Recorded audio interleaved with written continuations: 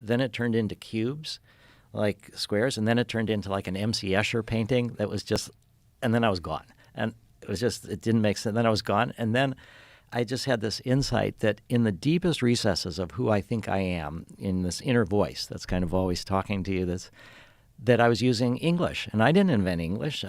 It's all the product of all these people that came before me. So even in my most inner private self, I'm intermixed with everybody else and everything that came before me. Oh. And I had this beautiful experience of going back to the Big Bang and all of this kind of sweep of evolutionary history, and I'm part of everything, and everything's part of me, and it was all this beautiful stuff. And then I realized this sort of logical part of my mind was like, well, if everything's part of you and you're part of everything, then Hitler is part of you too. Ooh. It's inner. And that was very shattering for me. That was in the DMT experience? That was in the DMT. Did you see Hitler in the experience? I did. And like a million golden Hitlers floating around you? Well, that we all have that capacity that if we want to claim that we're connected with everything, that it's not just the evil out there, that it's potentially in me. And it was very shattering. And the next day, we did ketamine. And so this is where I did more see Hitler. So this is actually an experience that has helped me with my political strategy in a way of what MAPS is doing. It's both drug development and drug policy reform. So under this experience, it was very depressing and shattering to realize that I couldn't just say all the evil's out there, that I have this capacity, that Hitler's inside me. So the next day under ketamine, I was hovering above and behind Hitler as he's giving one of these speeches, like the Nuremberg rally kind of things. And the ketamine gave me a bit of remove so I didn't freak out. I was there, but I was not there, so I didn't feel vulnerable in that way. And I saw him doing this speech, and I'm thinking, how do I get into his head? How do I help him not want to murder and kill? And, what can we do to, undo this evil? And then I saw this, the Heil Hitler salute near the end of his speech, and he would go, he put up his hand like that, and then everybody in the crowd would do it back to him. And I felt like it was the one pushing out this energy and then the many pushing it back to him and giving him, and they would go back and forth, and the intensity was kind of increasing. And at that point, I was just realizing there's no way to get into his head, that it has to be voluntary, and that he was getting so much from it that he wouldn't, and I felt this panic rising above me, and I felt that if I were to panic, I would never be able to be effective in the world, that I would just turn away from that. And then with ketamine, you can still breathe. And so I realized that if I just breathe, that might help me deal with this fear. And I started deep breathing. And then came this idea that, ironically, rather than trying to change the mind of the one, we need to change the mind of the many. And that they don't get as much out of it as Hitler did, that they're giving away their power to him. And so that's where we need mass mental health. So you hear a lot of people. I had a chance to talk to Steve Jobs for an hour a long time ago, and but he was like stuck in the 60s in a way. He was like, God, if we could just give all these politicians LSD.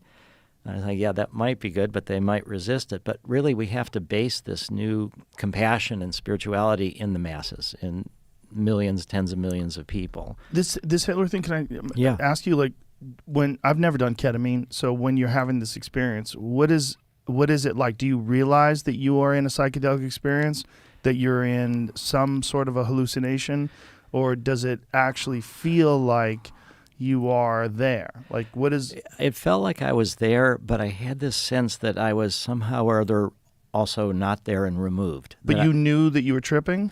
Well, at the time, do you think? I lost that for a while, and as the panic kind of built up, I had this thought, I can breathe. So I did have that sense that I was on a drug, and that if I were just to modulate my breathing, and that would help relax me. Mm-hmm. So I had that thought, but I felt like I was really there. And it was I've seen movies of World War II, and I've seen movies of Hitler giving speeches, but I was never as emotionally connected to it and in the moment as I was during this ketamine experience. So it was kind of a dual situation where I was there, but a part of me felt removed and safe. and this thought like, okay, just breathe.